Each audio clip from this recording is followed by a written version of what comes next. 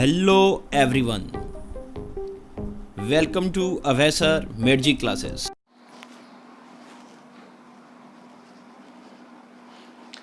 तो कैसे हैं आप लोग? Hello everyone.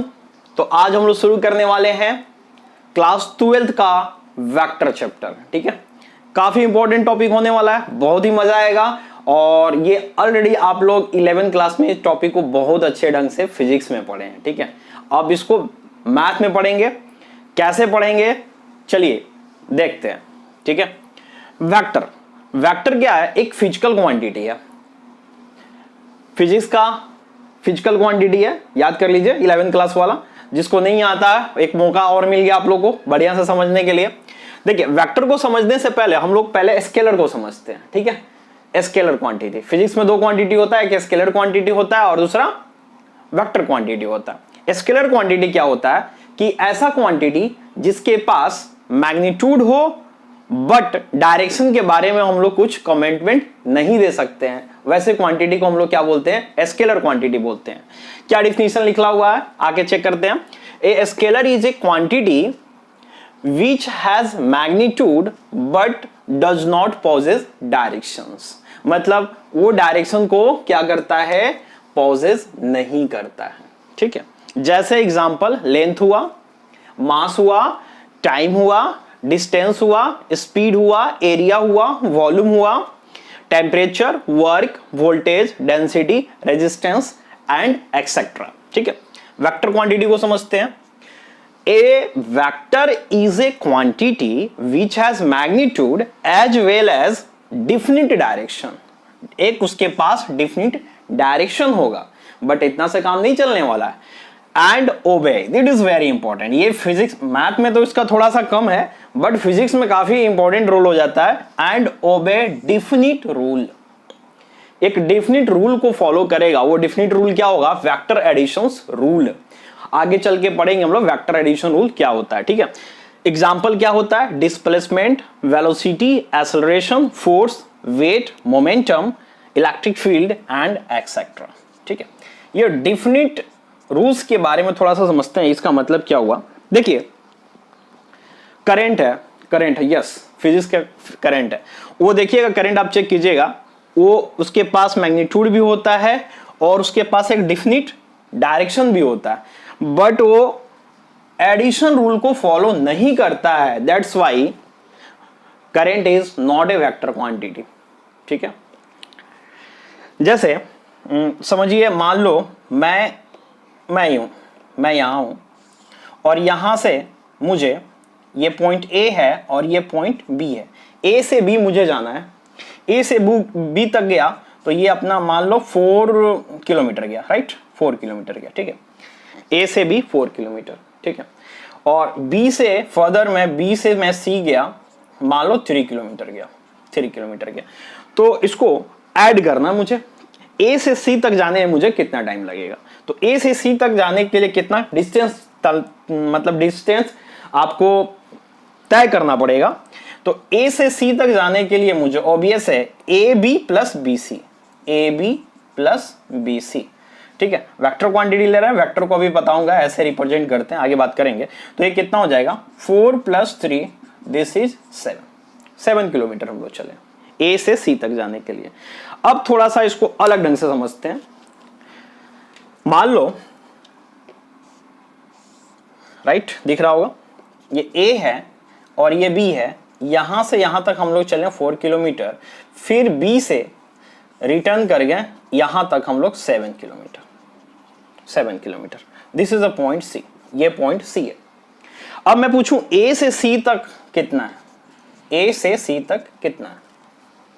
तो ऑब्वियस है, ए से सी तक आप निकालना है तो क्या कीजिएगा? 7 - 4 कीजिएगा। 7 - 4 मतलब 3 किलोमीटर चले। देख लो, ये वाला पार्ट, 7 - 4 3 किलोमीटर। तो एक रूल को फॉलो कर रहा है। अब ऐसा नहीं है कि आप 4 और +7 आप ऐड कर दो तो 7 + 4 कितना हो जाएगा? 11 किलोमीटर हो जाएगा। तो 11 किलोमीटर हो गया तो वो आपने क्या तय कर दिया? ये आपने डिस्टेंस तय कर लिया। डिस्टेंस कितना हो गया? 7 + 4 11 सेंटीमीटर। बट अगर आपको डिस्प्लेसमेंट निकालना है अगर आपको डिस्प्लेसमेंट निकालना तो क्या कीजिएगा, ये वाला पता कीजिएगा सबसे शॉर्टेस्ट डिस्टेंस कितना होता है। तो शॉर्टेस्ट डिस्टेंस कितना हो जाएगा, BC माइनस AB, मतलब क्या 7 माइनस 4 3। तो ये डिस्प्लेसमेंट, तो ये वाला चीज जो हो रहा है यहाँ, जो डिस्प्लेसमेंट हम लोग निकाल रहे हैं, ये यहाँ वेक्टर क्वांटिटी को शो कर रहा है, ठीक है। और ये जो शो कर रहा है ये डिस्टेंस, मतलब इसमें देखो एक रूल्स को, एक डायरेक्शन, यहाँ इस चीज में डायरेक्शन का काफी रोल है, ठीक है। जैसे आपने पढ़ा होगा कि मान लो एक सर्कल है, तो ये A से मुझे एक चक्कर तय करके फिर B तक जाना है, सॉरी A तक जाना है। यहां से चला आदमी, यहां से चलते चलते चलते चलते फिर A तक पहुंचा। जब A से A तक पहुंचेगा तो डिस्टेंस कितना हो जाएगा, अगर इसका मैं रेडियस ले लेता हूं R, तो पूरा डिस्टेंस कितना हो जाएगा भाई साहब, 2 पाई आर हो जाएगा, सरकमफेरेंस सर्कल का 2 पाई आर।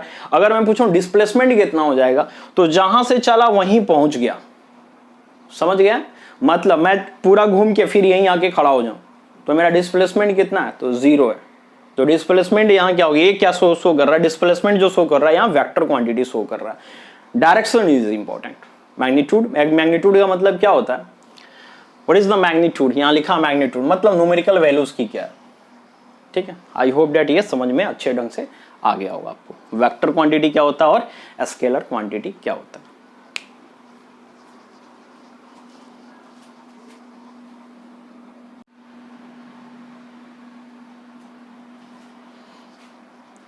नेक्स्ट समझते हैं हम लोग रिप्रेजेंटेशन ऑफ वेक्टर। वेक्टर को कैसे हम लोग रिप्रेजेंट करते हैं, वेक्टर को कैसे रिप्रेजेंट करते हैं, ठीक है। तो ये A है और ये B है, ठीक है। अब इस वेक्टर में काफी इंपॉर्टेंट हो जाएगा कि डायरेक्शन कैसे है, क्योंकि वेक्टर आपको पता है डायरेक्शन इज वेरी इंपॉर्टेंट। तो डायरेक्शन अगर मैं इसको सपोज करो ऐसे दे रहा हूं, ऐसे, ठीक है, ऐसे डायरेक्शन दे दिया, तो इसको कैसे लिखूंगा, तो इसको मैं लिखूंगा AB। इसको कैसे लिखूंगा, AB।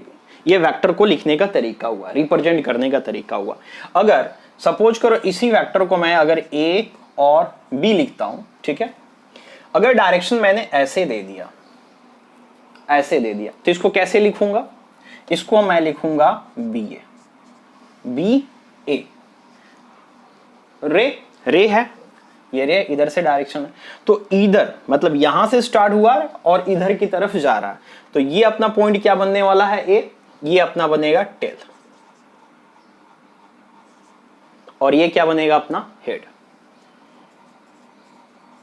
ये टेल बन जाएगा और ये अपना हेड बन जाएगा, ठीक है। इसी को हम लोग क्या बोलते हैं, टेल और हेड को दूसरे लैंग्वेज में हम लोग बोलते हैं दिस इज इनिशियल पॉइंट। इसको हम लोग क्या बोलेंगे, दिस इज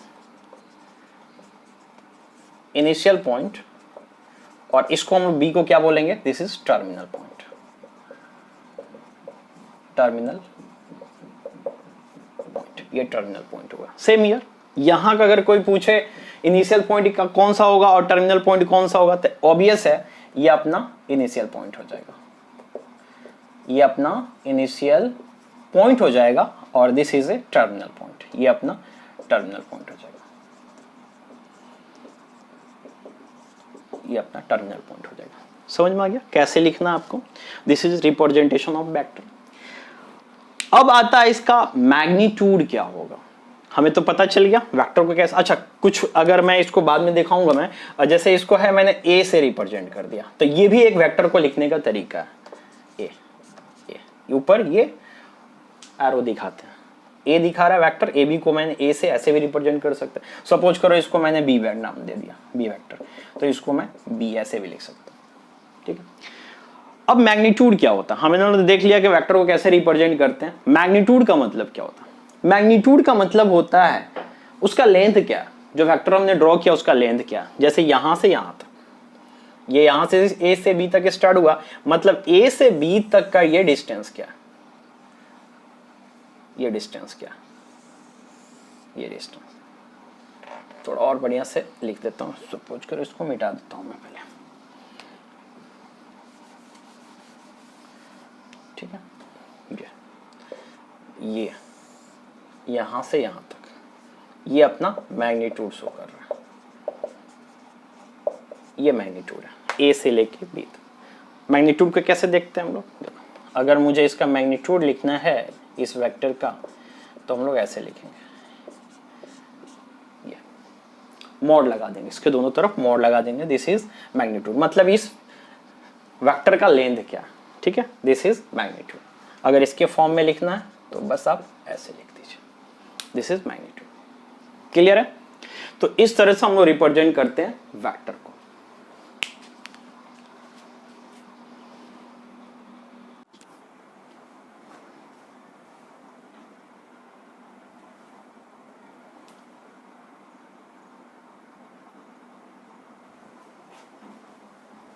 चलिए आगे देखते हैं हम लोग टाइप ऑफ वेक्टर, ठीक है।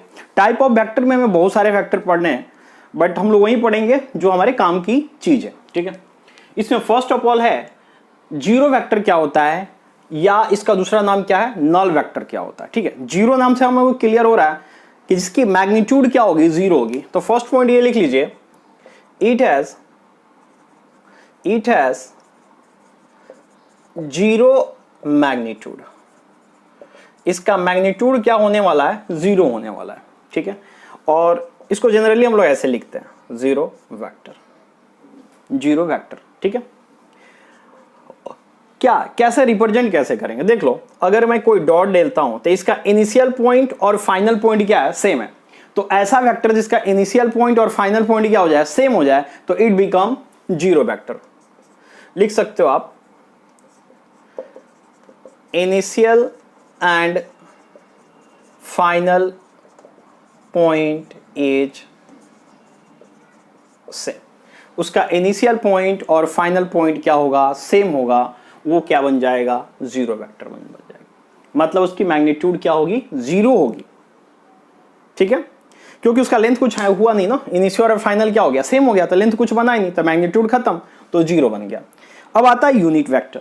यूनिट वेक्टर क्या होता है, तो यूनिट वेक्टर को जनरली हम लोग कैप से रिप्रेजेंट करते हैं। जैसे ए वेक्टर कोई है, उसका मुझे यूनिट वेक्टर निकालना, तो उसको मैं ऐसे रिप्रेजेंट करूंगा, ए कैप, ठीक है।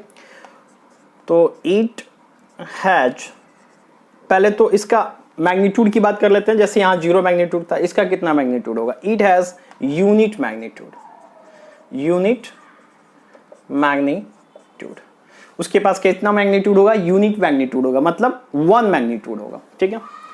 जैसे मैंने वेक्टर ए की बात किया था, ए वेक्टर है, इसका मुझे मैग्नीट्यूड चाहिए, सॉरी यूनिट वेक्टर चाहिए। तो पहले क्या करेंगे, इस वेक्टर को निकालेंगे और उसका मैग्नीट्यूड निकाल देंगे।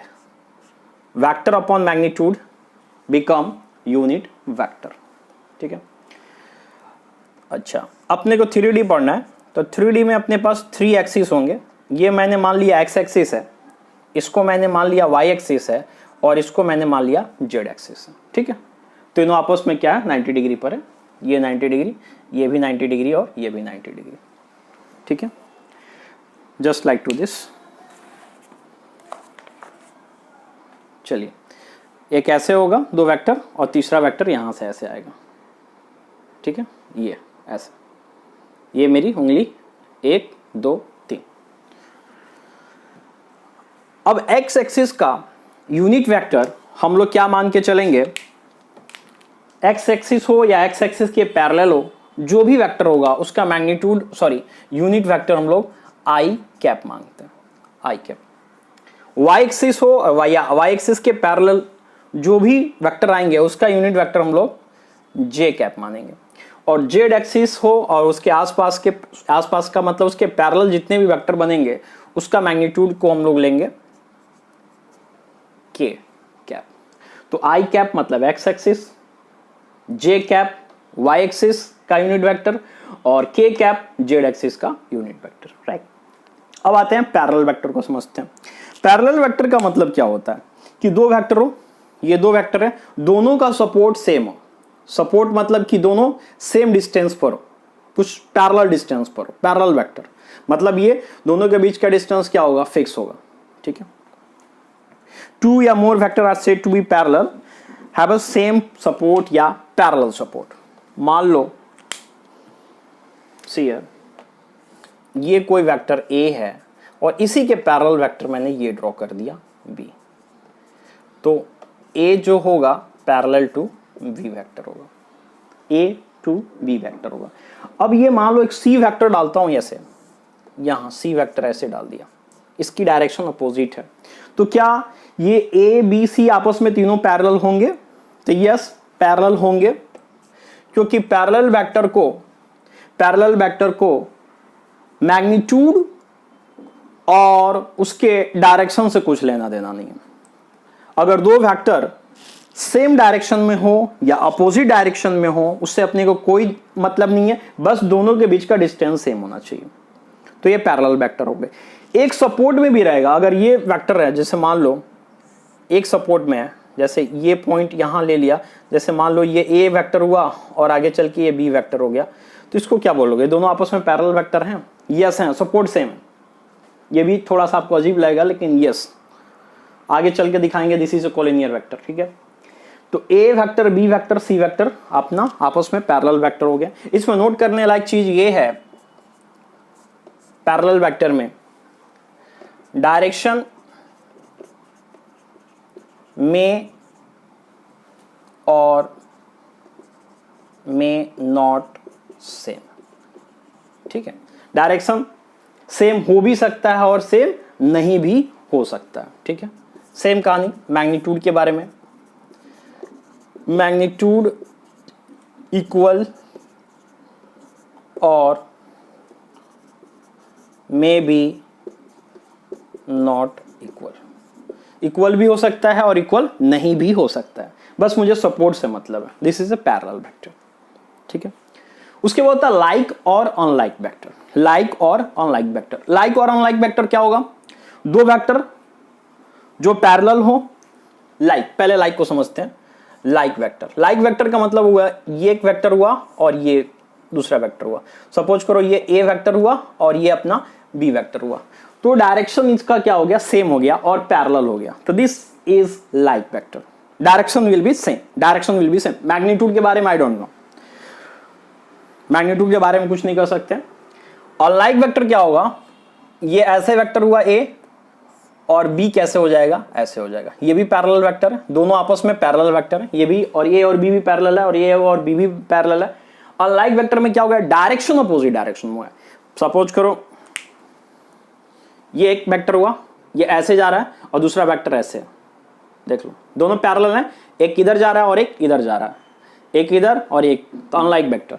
लाइक वेक्टर मतलब ये भी इधर जा रहा है और ये भी इधर जा रहा है, दोनों का डायरेक्शन सेम है, बट दोनों कंडीशन में क्या होना चाहिए? ये दोनों पैरेलल वेक्टर होना चाहिए। तो लाइक और unlike vector. After that collinear vector, it is very important. Collinear vector, collinear vector में तो पहला चीज क्या होना चाहिए? Each is parallel to each other, parallel to each other. पहला चीज, first point, parallel to each other, parallel to each other. मान लो एक वेक्टर ये है और ये वेक्टर है, ये वेक्टर है बी वेक्टर, ये parallel to each other. This is a collinear vector, जो पैरेलल वेक्टर का अंतर क्या हो गया? थोड़ा सा क्या हो जाएगा? पैरेलल, ये अपोजिट डायरेक्शन में हो सकता था इधर और इधर। पैरेलल वेक्टर ही कोलिनियर वेक्टर यहां हो रहा है। दूसरा कंडीशन इसमें क्या आ रहा है? सी हियर, मान लो ये के वेक्टर है, this is a point O, this is a point O, और this is a point A and this is a point B. अब O से A एक वेक्टर बन रहा है A वेक्टर, और O से B वेक्टर बन रहा है B वेक्टर। तो A and B is also collinear vector, A and B is also collinear vector, एक ही लाइन में। पैरेलल वेक्टर तो वही collinear vector, no doubt, but ये भी एक लाइन में कोलिनियर। आप 2D में पढ़ते जा रहे हो, एक लाइन पर जितने पॉइंट होते हैं this is a collinear point. एक लाइन पर जितने भी पॉइंट एग्जिस्ट करेंगे सारे के सारे क्या होंगे? कोलिनियर पॉइंट होंगे। सेम का नहीं, इनिशियल पॉइंट क्या है? ओ, यहां से एक वेक्टर निकला ए, इसके यहां से निकला बी, तो ए और बी क्या होगा? Collinear vector. सपोज करो एक पॉइंट मैंने और ले लिया, सपोज करो ये सी पॉइंट ले लिया। अब ओ से सी, मान लो ओ से सी जो जा रहा है वेक्टर, यहां से जा रहा है, this is a C vector, C vector. तो यहां O to A, O to B, O to C, ये सारे के सारे क्या बन जाएंगे? कोलिनियर वेक्टर हो जाएंगे। मैं लिख भी देता हूं, OA, OB और OC are collinear vector. This is a collinear vector. Clear? उसके बाद से आता है इक्वल वेक्टर। इक्वल वेक्टर का मतलब क्या होता है? वेक्टर हुज, क्या लिखोगे इक्वल वेक्टर? पहले फिगर से समझा दूं। इक्वल वेक्टर का मतलब क्या हुआ? दो वेक्टर इक्वल है, दो वेक्टर इक्वल है, ये कब हो सकता है? सोचो, दो वेक्टर इक्वल कब हो सकते हैं? उनकी मैग्नीट्यूड सेम हो, पहला चीज तो। दूसरी, मान लो मुझे एक ओ ए वेक्टर है एंड ओ बी वेक्टर है। O A and O B are, मैं लिखता हूं इक्वल वेक्टर। कंडीशन क्या बनेगा? O A and O B are equal vector, क्या कंडीशन बनेगा? देखो, फर्स्ट कंडीशन क्या बनना चाहिए इसका? Magnitude is same. इसकी मैग्नीट्यूड क्या होना चाहिए? Magnitude is same.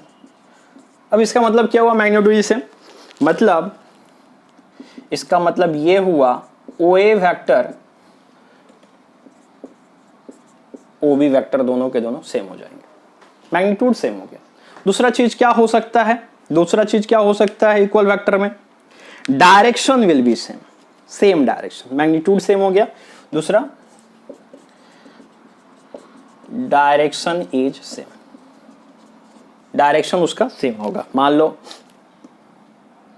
हाँ डायरेक्शन सेम, ठीक है, दोनों एक ही डायरेक्शन में होंगे। ठीक है, तो ये अपना इक्वल वेक्टर की कहानी हो गई।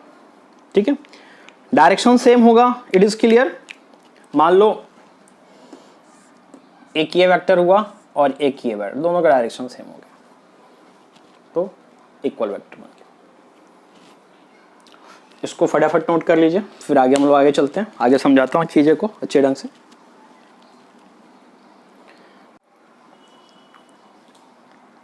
नेक्स्ट है अपना negative of vector. Negative of vector का मतलब क्या होता है? देखिए, नेगेटिव ऑफ वेक्टर का अपना मतलब क्या हुआ? Vector whose magnitude is same, जिसका मैग्नीट्यूड क्या हो? सेम हो, but in opposite to each other. इसका मतलब समझते हैं। देखो, मान लो ये अपना पॉइंट ए है और ये पॉइंट बी है। This is a point A and this is a point B. ठीक है, और इसका वेक्टर का मान लो ए। अब यहां देखो, ए बी वेक्टर है, ए बी वेक्टर का मुझे निगेटिव वेक्टर चाहिए, तो कैसे लिखेंगे? ए बी वेक्टर का नेगेटिव कैसे लिखेंगे? तो vector whose magnitude is same, जिसका मैग्नीट्यूड क्या हो? अपना सेम हो, but in opposite to each other. इतना ही वेक्टर चाहिए बट डायरेक्शन उसका सेम चाहिए। तो मैग्नीट्यूड मतलब ये हो गया, इसका अपोजिट चाहिए मुझे, तो माइनस माइनस क्या लिखोगे? बी ए लिखोगे कि ए बी लिखोगे? बी ए लिखोगे कि ए बी लिखोगे?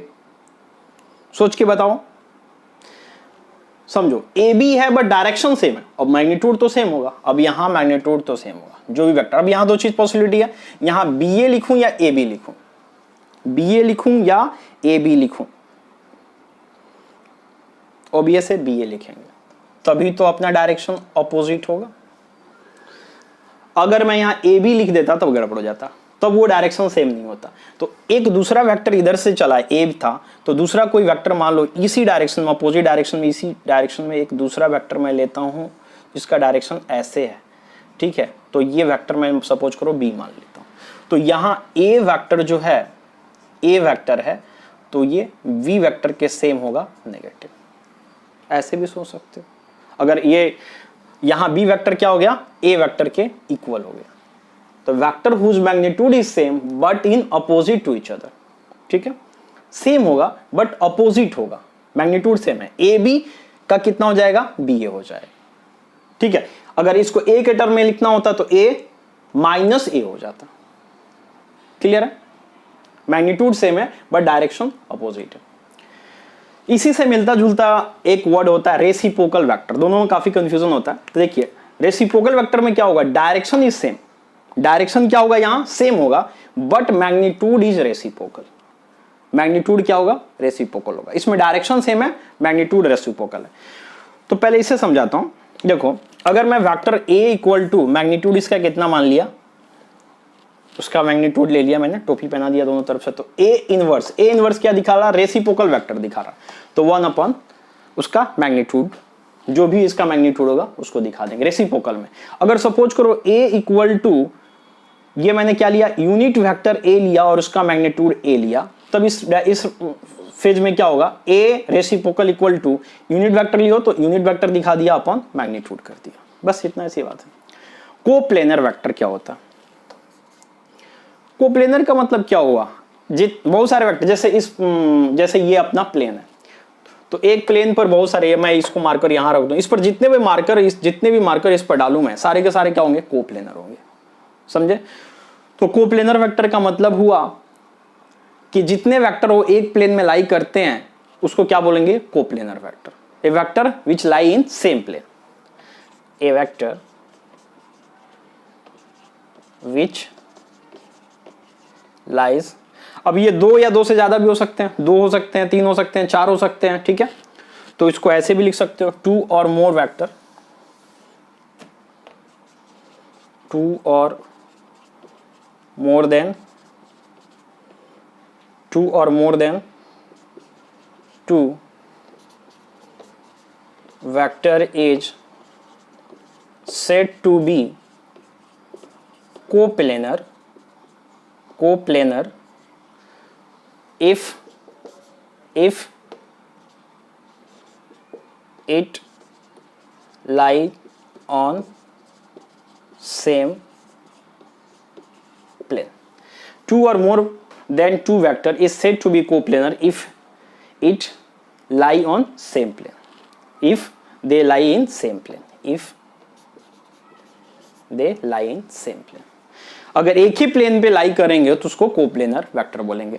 अब ये कोप्लेनर वेक्टर हुआ, कोलिनियर वेक्टर हुआ, सबका कंडीशन है, ठीक है ना? वो कंडीशन हम लोग बाद में डील करेंगे। पहले ये चीज, जितने वर्ड हैं, जितने टाइप हैं, उसको हम लोग ढंग से समझ लेते हैं, फिर बाद में आगे हम लोग वन बाय वन चीजों को समझेंगे।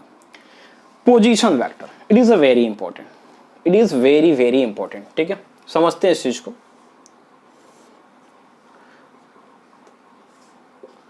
ये हम लोग हमेशा y मान के चलेंगे, इसको x मान के चलेंगे और इसको z मान के चलेंगे। ये अपना ओरिजिन हो गया।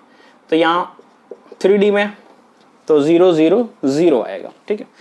अब सपोज करो एक पॉइंट ले लेता हूं मैं, यहाँ ये पॉइंट ले लेता हूं। पॉइंट समझ रहा हूं? जैसे अपना रूम है ये, तो रूम में ये जो मार्कर रखा हूं, तो दिस इज एक पॉइंट मान लो, एक पॉइंट बना। अब ये पॉइंट जो है सबसे कुछ ना कुछ डिस्टेंस बना के रखा हुआ है।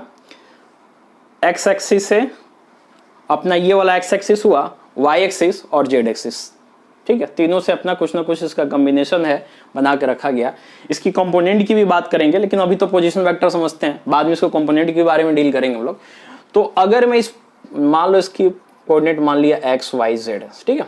एक्स वाई जेड है, तो अगर मैं इसको ओपी को ऐसे मिला दिया, ओपी को ऐसे मिला दिया और इसका नाम दे देता हूं कुछ R vector. Generally R vector से ही डिनोट करते हैं, पूरे फैक्टर और 3D में इसी से काम चलाएंगे हम लोग। तो ओपी वेक्टर जो बना अपना, ओपी वेक्टर बना जिसको हम लोग आर से डिनोट किए, ठीक है? तो इसी को हम लोग क्या बोलेंगे, पोजीशन वेक्टर। पोजीशन वेक्टर को हम लोग शॉर्ट में ऐसे भी लिखेंगे, PV, position vector of point P, of point P किसके रेस्पेक्ट में है, विथ रेस्पेक्ट टू ओरिजिन, ठीक है? Position vector of point P with respect to origin. Position vector of P with respect to origin हम लोग OP ऐसे दिखाते हैं, दिस इज ओपी। इसको ढंग से भी पढ़ेंगे हम लोग। ये कंपोनेंट अभी लिखा देता हूं, फिर मैं बाद में बताऊंगा ये होता कैसे है, ये आता कैसे है, ठीक है? जेड के ये लिखने का तरीका हुआ, OP equal to XI plus YJ plus Z K. इसकी मैग्नीट्यूड की बात किया जाएगा तो इसका मैग्नीट्यूड जो होगा एक्स स्क्वायर वाई स्क्वायर और अपना जेड स्क्वायर अंडर रूट होगा। कैसे होगा इसके बारे में हम लोग चर्चा करेंगे, ठीक है?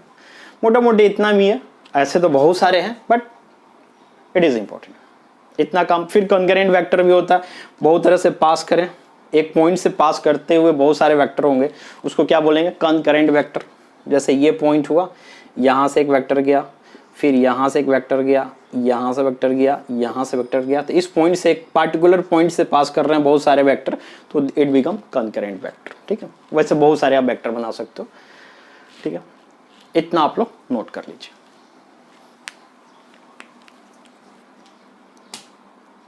अगर आपको वीडियो पसंद आए प्लीज़ प्लीज़ प्लीज़ लाइक करें, सब्सक्राइब करें।